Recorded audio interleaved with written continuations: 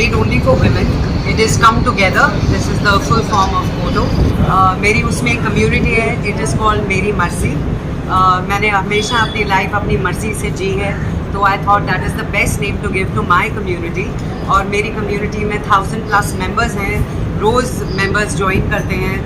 This is basically for mutual support, mutual understanding, giving each other perspective, how to live life, what to do. अगर आपको कोई problem है, you know, you are confused about decision making या any decisions in life जहाँ पे आपको लगता है that you need to talk, तो हम सब हैं. You know, we all are there for each other, we are there to each other, to support each other mutually. तो मुझे इसलिए मेरी मर्जी जो ऐप है मेरी कम्युनिटी का बेस्ट नाम लगा. उसमें और भी बहुत सारे कम्युनिटीज़ हैं. There is for fashion, entertainment, music, diet, women's health, you know, बहुत कुछ है उसमें.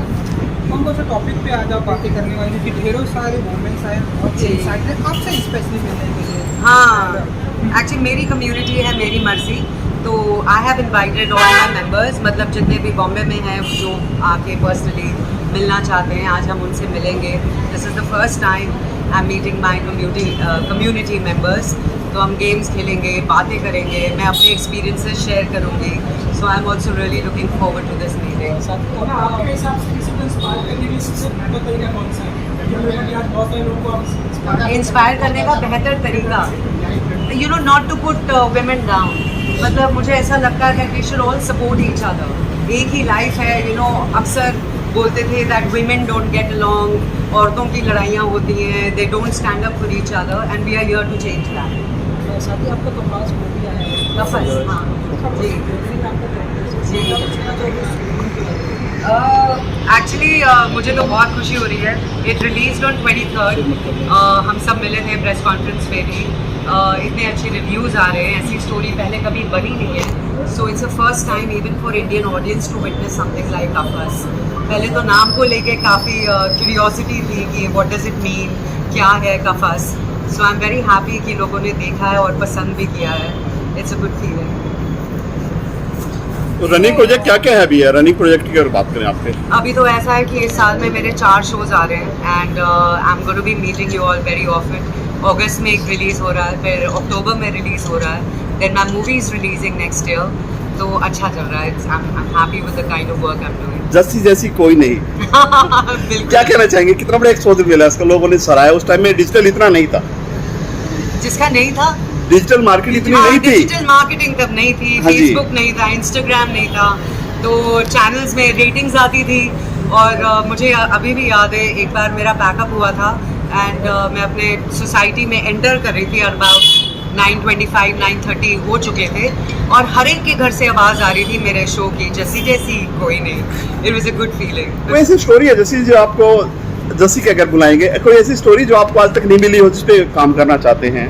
देखिए, ऐसी बहुत सारी स्टोरीज़ है जिसमें मैं काम करना चाहती हूँ. मैं हमेशा यही ध्यान रखती हूँ कि मैं कोई भी अपना कैरेक्टर रिपीट ना करूँ.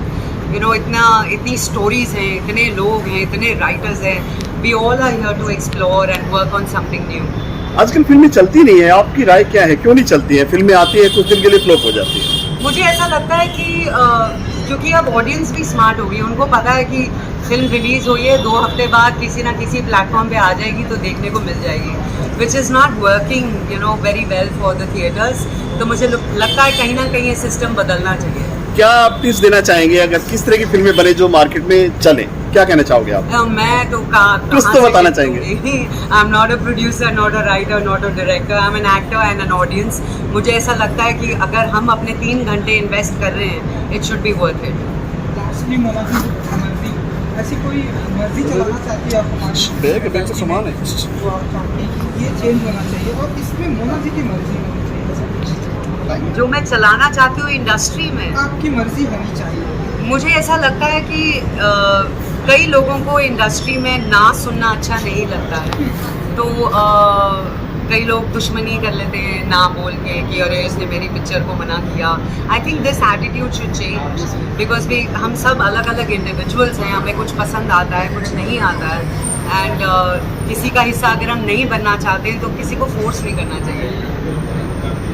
इस पे द मर्जी की अगर बात करें, क्या क्या रहेगा इसमें? क्या क्या रहेगा। जो हाँ जो ऐप है इसमें, और कैसे? देखिए, मैंने इनिशियली जब ये इनिशिएटिव लिया था मेरी मर्जी का, मेरा थॉट सिर्फ यही था कि बचपन से हमेशा लड़कियों को बोला जाता है कि ये करो, ये मत करो, ये पहनो, ये मत पहनो, इससे शादी करो, यहाँ काम मत करो, घर पे बैठो। I think with time these things have to change.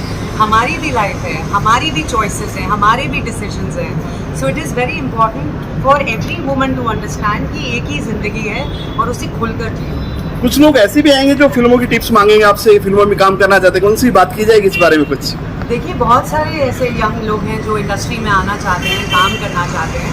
All I want to say is that if you really believe in your dreams, you believe in yourself, you have to work hard.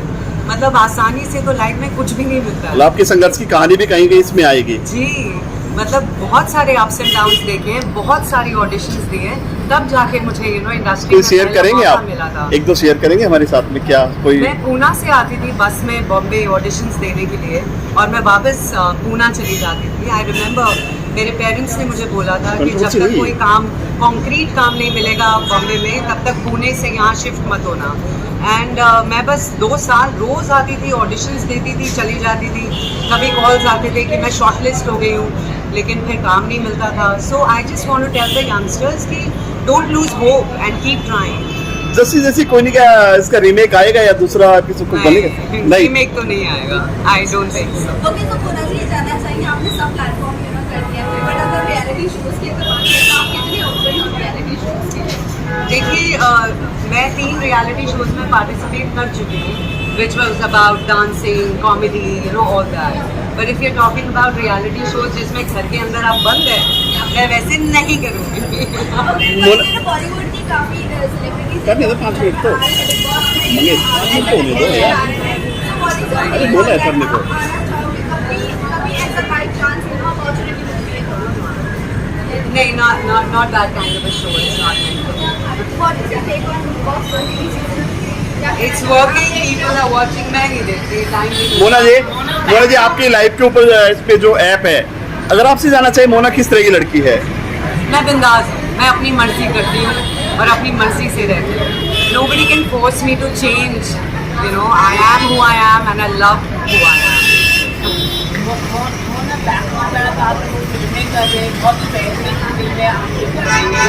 तो क्या कहना चाहिए आपने transformation किया है तो television से film तक, क्या कहना चाहोगे? मतलब अलग अलग किरदार आप निभा रहे हो, लोग को काफी पसंद मार देंगे।